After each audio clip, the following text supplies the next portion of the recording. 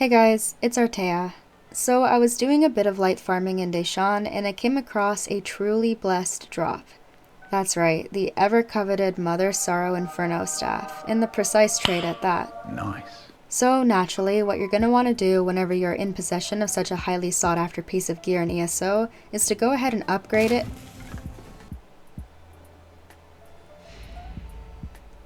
Motherfucker!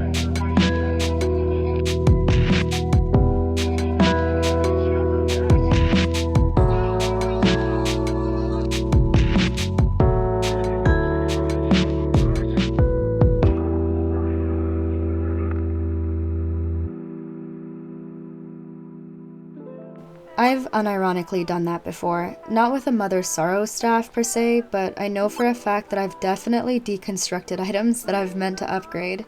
I've seen people upgrade items to gold in an attempt to sell them when they really shouldn't have, because although the item in question may have been from a sought-after set, it was in a less than ideal trait. This often results in the seller having to list their item for lower than the upgrading cost just to get a sale.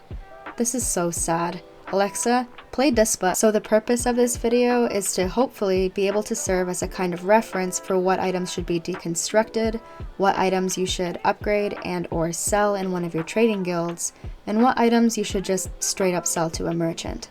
I'll also briefly discuss a pretty based and rich-pilled strategy to make gold by going out of your way to buy gear to decon. As always, I'll have timestamps in my description if you don't enjoy all of my excessive theatrics and just want to get to the information. I was inspired to discuss this topic in a video thanks to a few epic gamers on my server that were talking about the notion of upgrading and deconning gear. If you'd like to join the Discord to participate in some more 5-head ESO economy discussions, or to share your endgame fashion or enter in a few giveaways, go ahead and click that Discord invite link in my description as well.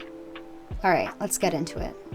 Just to briefly bring everyone up to speed, when it comes to deconstructing, understand that by deconning your gear, there's a chance for you to receive style materials, upgrade materials, trait materials, and crafting materials. You can improve your chances at receiving materials from deconning gear by upgrading the relevant crafting passives for each skill line. The way I see it, the unbound gear that you can collect in this game fall into one of three categories. 1. Absolutely worthless gear that should just be sold to a merchant. 2. Gear that's kinda worthless, but should be deconstructed. And 3. Gear that's worth something and should be sold on your trader. It may be worth considering upgrading this gear as well. Allow me to briefly discuss how to differentiate between the different kinds of gear. Worthless gear that should just be vendored will always be of white, green, or blue quality. I'm not saying that all green and blue gear is absolutely worthless, but just that truly worthless gear is not ever going to be of a rarity higher than blue. Deconstructing gear that's green or blue may give you a chance at receiving a green or blue style mat, sure, but those style mats aren't valued at a price that's higher than what you can get from just selling the gear to a merchant, on PCNA anyways. This kind of gear will also not be a part of any kind of set, which is why it would have no value on the player market. No one's going to want to wear it. Well, besides the average roleplay enjoyers, maybe. It will also not be of a very expensive style. In fact, it'll likely be in a default race style, like Breton or Nord. Just like I said earlier, deconstructing gear that's in an inexpensive style is not the move, since the style mat, in conjunction with the upgrade mat, will just not be worth more than what you would get if you vendored the item instead. Ultimately, you'll get more gold from selling these items to a merchant than you ever would from deconstructing them or trying to sell them on the guild store. Some of the gear that you receive may seem worthless because it's part of a set that no one really uses or it's in a bad trait, but you still may be able to decon it to get valuable items to then sell for gold. If the gear in question is from a poopy set or has a poopy trait, but it's of purple quality, then go ahead and decon that sucker for a chance at receiving a valuable purple upgrade material. These materials are worth significantly more than what you'd get if you just sold the same piece of gear to a merchant. Moreover, if the gear in question is undesirable but is made of a special style, then you should also deconstruct it for a chance at receiving that style's material. Prices for style mats are quite different across servers, and they differ a lot in price depending on how available they are on the market. But it's safe to say that the following style materials are valuable and can be sold for a decent amount. Style materials that are required to craft furnishings or consumables will be worth substantially more than other style materials because the demand for them is substantially larger. This, of course, being because there's a greater use for them besides being used to complete master crafting writs and the like. Depending on the availability and the hype that may be influenced from events or new furnishing plan drops, some of these style materials are worth upwards of 5 to 10k on PCNA.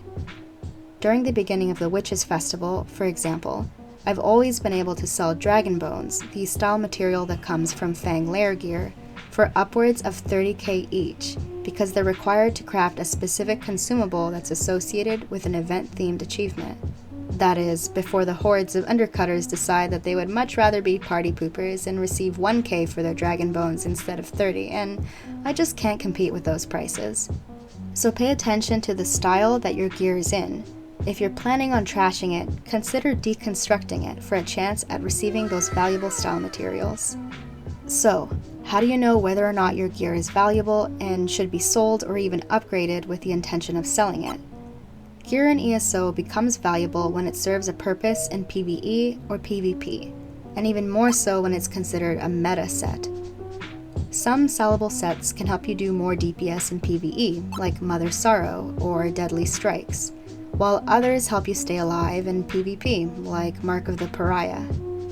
It usually isn't too difficult to stay on top of whatever is meta, and likewise valuable, by watching PvE and PvP content creators and participating in chats with guildies and the like. As a general rule of thumb, sets that are brought up often, either in PvE or PvP builds, or in general set discussion videos, are usually worth quite a bit. Some sets also become valuable because they're low-key overperforming, either because of a feature, or because the set simply isn't balanced. You'll have to dig a little deeper to find this kind of information, so I suggest joining ESO community and guild Discord servers to stay informed. Like, for example, did you know that Undertaker was recently broken and overperforming? When word of this got around, prices for this set absolutely skyrocketed. I made several million gold selling Undertaker pieces before it was patched. I also lost several million brain cells in Battlegrounds when I had to face pre-made teams that were all wearing Undertaker and just would not die, to be fair. My website has a reoccurring segment called What's Hot that discusses the new popular sets for each patch. Maybe you'd like to take a look at that for reference, or join the Discord server to stay informed. So let's say you've acquired some piece of gear that's from a desirable set. Is it worth it to upgrade it to the gold legendary quality to then sell on your guild trader? Well, that depends. Set pieces from valuable sets are infinitely more valuable in the ideal traits. If your set piece is in an ideal trait, then that's one more reason to highly consider upgrading it to gold, since people will really be wanting to buy it. But hold your sorrel horses. Before you finally go ahead and upgrade it, be sure to double check the price. If you play ESO on the PC Master Race servers, then you can use trading add-ons or the TTC website to double check the price for the golded out version of your item. If you play on Xbox, you can use our price check bot in our server, or anyone else's server that has the bot, to get a rough idea. Sorry, PlayStation gamers, I see you. Be sure to compare the going price for your purple quality meta-traded item and the same item only golded out. Be sure to double check to see if the price difference for the gold version of the item is more than the cost to upgrade that item. For example, let's say RNGesus blesses me with a purple reinforced Pariah chest, which I could probably sell for around 125k in my traders at the time of recording this video. Just from browsing TTC, it looks like I'd be able to sell a gold version of this very same item for around 250k. It would cost me an additional 72k to upgrade my purple cuirass to gold, but I'll be able to add more than 72k to the price tag of my newly upgraded piece of gear, so for me, I'd say it's worth it. Ultimately, it'll be a matter of personal preference when it comes to determining what profit margins make upgrading a worthwhile endeavor. Like, for example, I probably wouldn't bother upgrading something if I was only able to make like 10 or 20k more than the upgrading cost. Just because the market can be volatile sometimes, who knows, maybe the item in question's value will suddenly plummet because of undercutting, or a lack of demand or excess in supply. For me, that 20k isn't worth the gamble. But as a starting point, you're definitely going to want to at least make sure you'll get your money's worth when upgrading an item to sell. If you aren't, then forget about it. Alright, I promised a Galaxy Brain gold making method, so here it is. Actually, to be fair, it's relatively straightforward, but I'm surprised by the amount of people that clearly do not partake in this practice, and the amount of people that, evidently, don't even grasp the concept of deconning gear for valuable style mats. So hopefully this video can help change that at least a little bit. Besides acquiring gear that belongs in that second category that I previously mentioned organically through questing or farming chests, or doing world boss dailies and what have you, you can also go out of your way to buy cheap gear from the traders with the intention of deconstructing it for a chance at receiving a style material. The community suggests that with max deconstructing passives and what have you, there is a roughly 50% chance at receiving the style material for a piece of gear after deconning it. This can help you determine what would be a good price range for the kind of gear that you'd be buying with the intention of deconning. For example, if Ivory Brigade clasps can sell for 6k a piece, and you're looking to buy up frostbite gear, since deconning frostbite gear has a chance at dropping those clasps, you'll want to make sure that the gear that you're buying is a fair ways below 3k in price. I'd personally look for frostbite gear that's listed for under 1k gold to truly ensure that I'm making a profit here. So now you can add certain kinds of unwanted gear to your recent searches so that you can go ahead and easily browse guild traders for these kinds of items. If you're big into flipping an ESO, or even if you're just trying your hand at it, it's good to have a list of items that you can quickly search for to be more efficient when flipping. So go ahead and add unpopular gear sets that yield valuable and highly sought after style mats to that list. And that's all for this video. Hopefully you learned a thing or two when it comes to deconning and upgrading gear. Personally, it took me well over a year of playing ESO before I realized that I should have been deconning my unwanted green and blue gear from world boss dailies for those valuable materials. I would have really benefited from listening to some basement YouTuber telling me these facts, so I hope that at least you guys can. As always, thank you guys for boosting our Discord server, buying me coffees, donating gold and goodies to our PCNA guild, watching my videos, and supporting me in any way. And I'll see all of your beautiful faces in the next video, or on Discord, or in-game. Cheers!